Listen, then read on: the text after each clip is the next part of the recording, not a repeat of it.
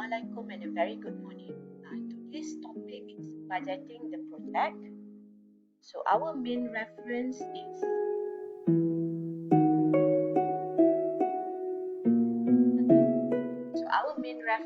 Chapter 7, Budgeting Project in Project Management Practice by Mental and etc. So this is one of the chapter topic that is taught in CPE520 Project Management. Okay, the objectives of this chapter is that by the end of the lecture, students should be able to understand some of the methods of budgeting. Okay, which actually two methods of budgeting: top-down and bottom-up budgeting process, cost estimating, improving cost estimation, and the budget of uncertainty and risk management. In this chapter, we will examine the different methods of budgeting and cost estimating and ways to improve the cost estimation. This will include some of the technical approaches such as learning curves and tracking signals, and we will look into ways of people misuse the budget, which is unfortunately common in most of the project. Okay. So having finished the planning for technical aspects of the project, there is one more important element in planning to finish, and then the results, and it will be resulted in a final go ahead from the top management to initiate a project. So what are the final element of the the project planning? It is budgeting the project. So the purpose of budgeting the project is to obtain or to get the resources needed in order to finish the projects or in order to accomplish the project's objectives. So this is a plan to allocate resources to the project activities in terms of money-wise. Okay, in terms of monetary. Okay, and then it ties the project to the organization's aim and objective through the organizational policy. So this will be a formal policy. Budget will be formal policy in the planning. Okay, as an example, we'll look into why it is set as a policy. We look into one example of NASA's Mars Pathfinder and also rover mission in 1976 and 1997. So NASA has made two of its mission for Mars mission. So the 1976 mission cost them about 3 billion to develop, whereas in 1997 it only cost them 175 million to develop. So it is so much decreasing in the cost of the development. It's 94% reduction. So what actually happened? The difference this time is that they change in organizational policy from a design to performance orientation to a design to cost orientation. So when people put budget first in their mind, so they can somehow try to find ways to reduce the budget in order to accomplish the objectives of the project. It is a trade-off, but then not to trade off for the quality or the manpower.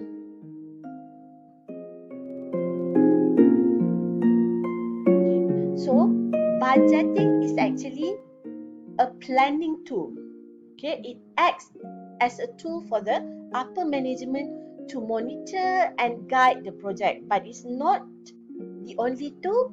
It is a necessary tool. Okay, it will be coupled with other tools also, like work breakdown structure and other things.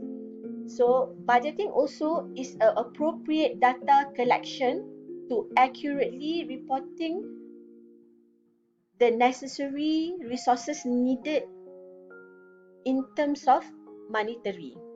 Okay, so with the data being collected, we as a management can identify the current financial problem and also can foresee what are the problems that will come into the picture for our project. So this type of collection and reporting system must be carefully designed at the beginning of the project plan, because late reporting or inaccurate reporting or reporting to the wrong person will somehow negate the main purpose of the budget. For example, regional managers of a large computer company supposed to receive quarterly results. In order to correctly troubleshooting the problems for the next quarter. But if they receive their report late or not in a correct order or inaccurate, it will then hinder the process of troubleshooting or improving the next quarter planning. Okay. So what are methods of budgeting? Okay. And what is budgeting? Okay. So budgeting is the process of forecasting. Forecasting of what? Forecasting of resources for the project, the quantities needed for the project, forecasting when the resources and quantities or materials or other human resources will be needed and how much they will cost. Okay, people, material, and also equipment, part of the resources also, to be represented by value. So methods of budgeting. We will see two tables, tables 4.1 and 4.2, referring to the book, shows the direct cost involved in making a short documentary film. This is an example, yeah. So you can see table 4.1 here shows the cost per unit of usage in terms of cost per hour of 7 different personnel categories and 1 facilities. Okay, we can see here the facilities is the editing room. Okay, 7 human resources. Okay, note that the facility does not change by hour. It has a flat rate here. Okay, next. Here, table 4.2 shows the resources categories and amounts used for each activity required to make the documentary. Okay, the resource cost shown become part of the budget for producing the documentary film. You can see here. Okay, task name, resource work per hours. Okay, how many hours they will be needed in the project, and total cost and the duration. Okay.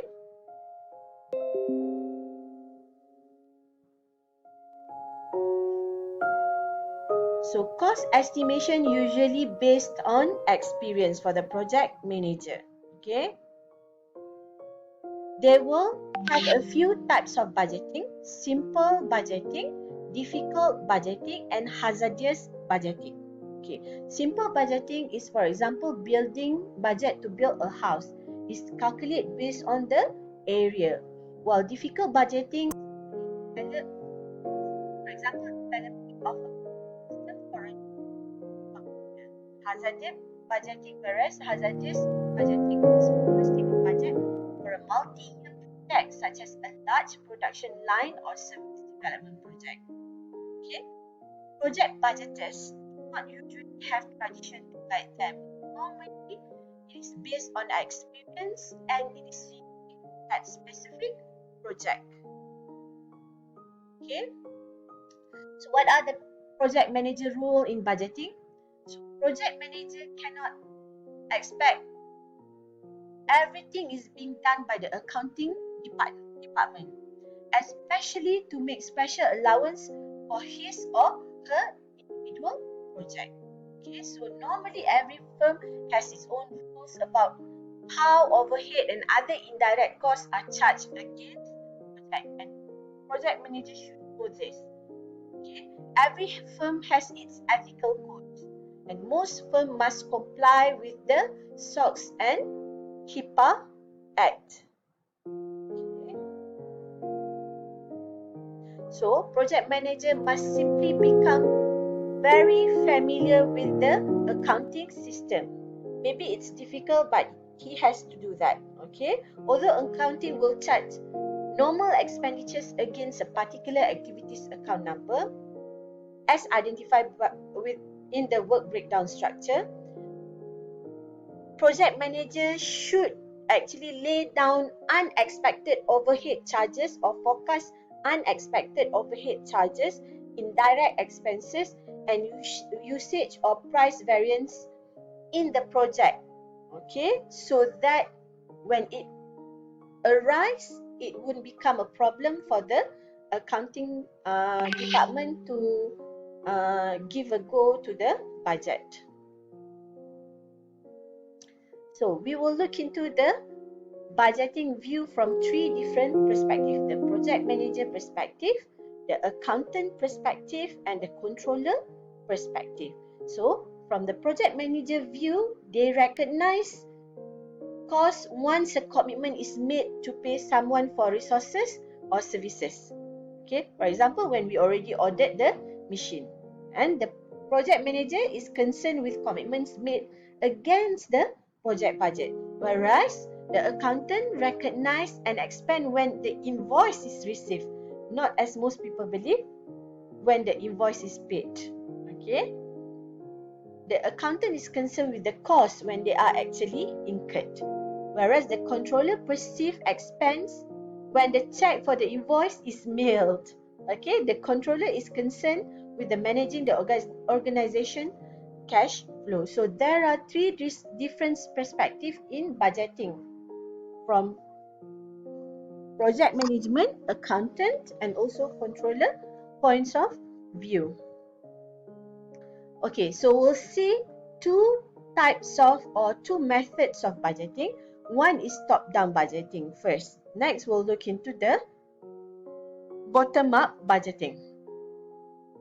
So, the top-down approach to budgeting is based on the collective judgments and experiences of top and middle managers concerning similar past projects. This is based on experience for them. Okay, and these managers estimate the overall project cost by estimating the cost of the major tasks, which estimates are then given to the next lower level of managers to split up among the tasks under their control, and so on until all the work is budgeted. So it's a top-down technique of budgeting.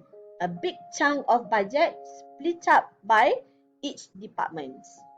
Okay, and how they splitting up the budget is based on experience.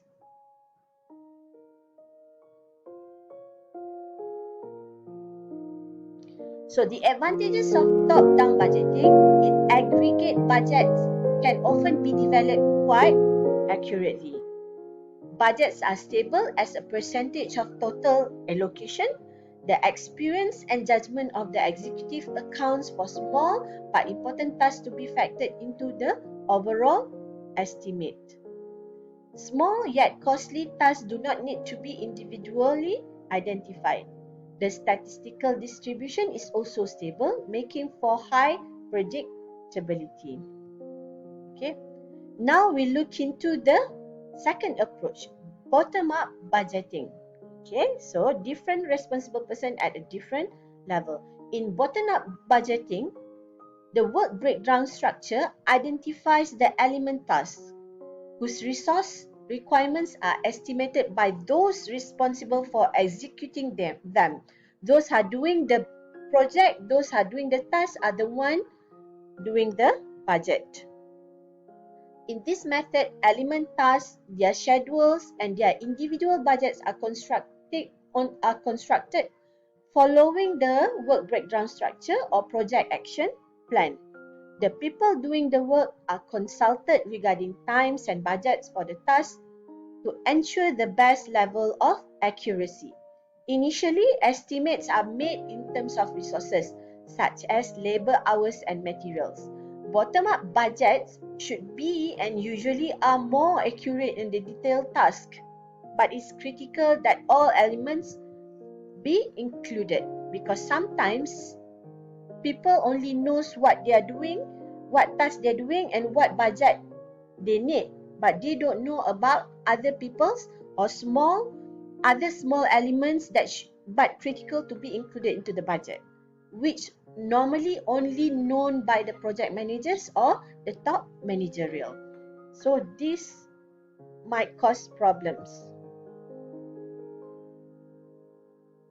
Advantages of bottom-up budgeting: individuals closer to the work are appropriate to have more accurate idea of resource requirements. Okay, so this is based on their experience also. The direct involvement of low-level managers in budget preparation increases the likelihood that they will accept the result with a minimum of aversion. Someone or something that have strong feeling or dislike. Also, they minimally will reject, because they are the one who do the budget preparations. Okay.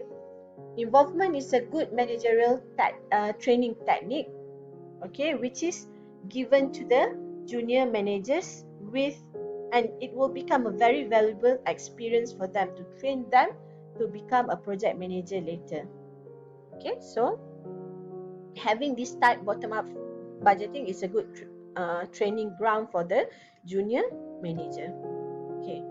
So we'll look into advantages and some of other disadvantages of bottom-up budgeting. Okay, so bottom-up budgets are usually more accurate, as we mentioned before, but there is a risk or a chance of overlooking some. Small but costly tasks. Okay. However, it's common in organization the participative management philosophy that include bottom-up budgeting technique.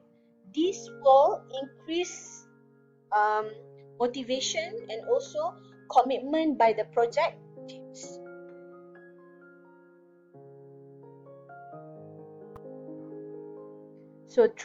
However, true perspective in real organization is that it is rarely being adapted by any organization to have a bottom-up budgeting, because normally upper level managerials are having reluctant to let their workers develop the budget. Okay, because they worry the workers will be overstating the cost. They worry that complaints of the budget will occur when they have a organizational meeting with a board. Okay, they fearing complaints if the budget later will be reduced to meet organizational resource limitations. Okay, will be rejected if the budget will be rejected. Moreover, the important thing is that budget is actually an upper management's primary tools to control any projects, and they are reluctant to let other people to have that control. Okay. So now let us look at the flow chart or the process flow of project budgeting or costing. First, we need to create the project. Okay, the project manager or the team need to create the project, and then create the detailed work breakdown structure or activities, and then create the budget planning, add budget items to each and activities. After that, create a top-bottom or bottom-up budget.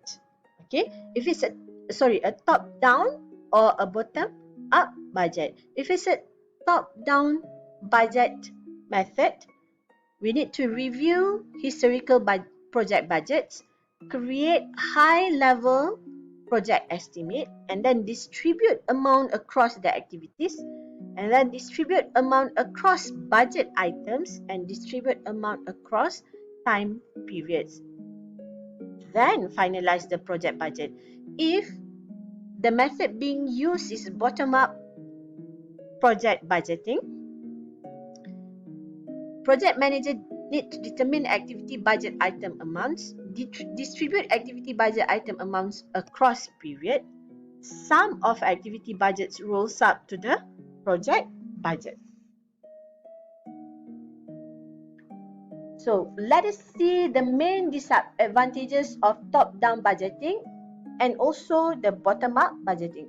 So the top-down budgeting, significant errors may be made for lower level tasks because we are not, as a top management, we are not really familiar of what activity being done in the lower level or in the field actually. Okay, a lower level of budget acceptance is likely due to limited participation.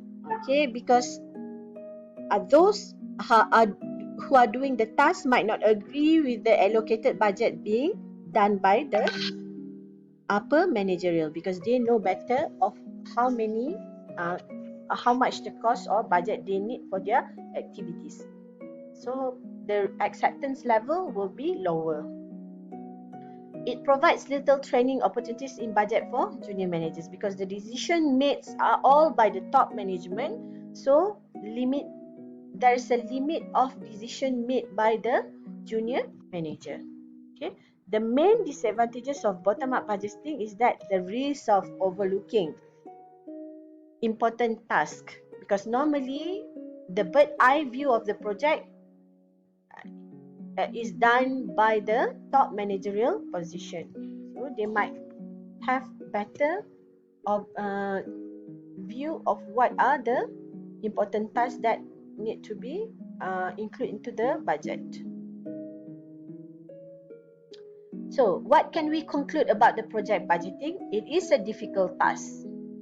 Okay, it is a difficult task because sometimes due to lack of precedent and experience with the specific task that we have in hand, because every project is unique. Okay, project manager also need to understand the accounting system, and it is not easy. Okay, but it has to be done. Most organizations use top-down budgeting because better acceptance for the managerial top management position to approve the project and also to give a commitment to approve the budget. Okay, so the budget is not a sufficient tool for controlling a project. Okay, we need other things as tools for controlling the project. Top-down budgeting allows the budget to be controlled by people who play little role in designing and doing the work required by the project. It should be obvious that this will cause problem, and normally it does. Okay, so as a conclusion, it is recommended that for a project, for any of the project, to have both methods employed for their project, bottom up and also top down and bottom up methods. Okay, so combining these two will be sufficient and also will be an advantageous for the company, for the project. Next, in the next video, we'll look into the cost estimating. Thank you.